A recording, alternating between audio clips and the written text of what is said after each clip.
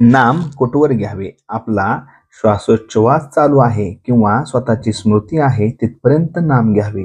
आपण श्वासोच्छवासात जसे मरेपर्यंत घेतो तसेच नामाचे आहे. बरोबर भाषेत बोलायचे झाले तर असे म्हणता येईल की श्वासोच्छवास थांबला म्हणजे मरण येते. त्याप्रमाणे नामाशिवाय जगणे हे मेल्यासारखे आहे.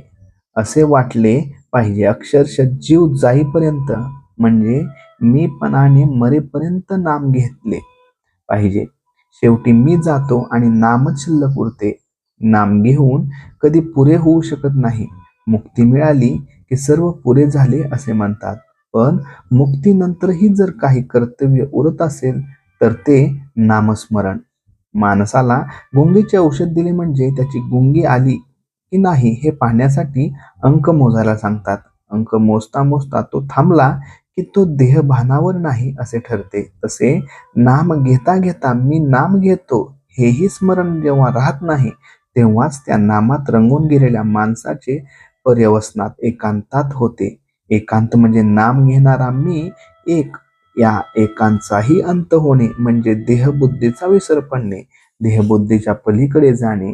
नाम घेता घेता अशी स्थिती प्राप्त झाली म्हणजे त्याचे चित्त भगवंताकडे आहे की नाही असा प्रश्न करावयाला वावच कुठे राहतो. निद्रानाशाचा रोग झाला तर झोप लागेपर्यंत झोपेचे औषध आपण घेतो, तसे आपल्याला स्वाभाविक समाधान मिळेपर्यंत आपण नाम घेतले पाहिजे. नाम उपाधिरहित असल्याने आपणही उपाधिरहित झाल्याशिवाय नामाचे प्रेम आपल्याला येणार नाही. नामाचे आनंदमय अशा भगवंताचे सानिध्य लाभून त्याची कृपा व्हायला वेळ लागत नाही. किंबहुना ज्याच्यावर भगवंताची कृपा होती त्याच्याच मुखात नाम येते.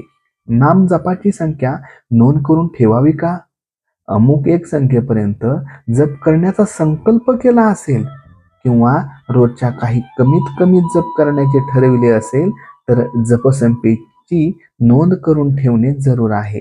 जपाची सवय होण्याच्या दृष्टीने आणि नेमाने काहीतरी किमान जप झाल्याशिवाय दिवस जाऊ नये या दृष्टीनेही जपसंख्येची नोंद करावी. मात्र असे करताना एक बाबतीत खबरदारी घ्यावी, ती म्हणजे आपली आजची नामसंख्या पुरी झाली, आता उद्यापर्यंत आपला आणि नामाचा काही संबंध नाही अशा तऱ्हेची वृत्ती होण्याचा संभव असतो.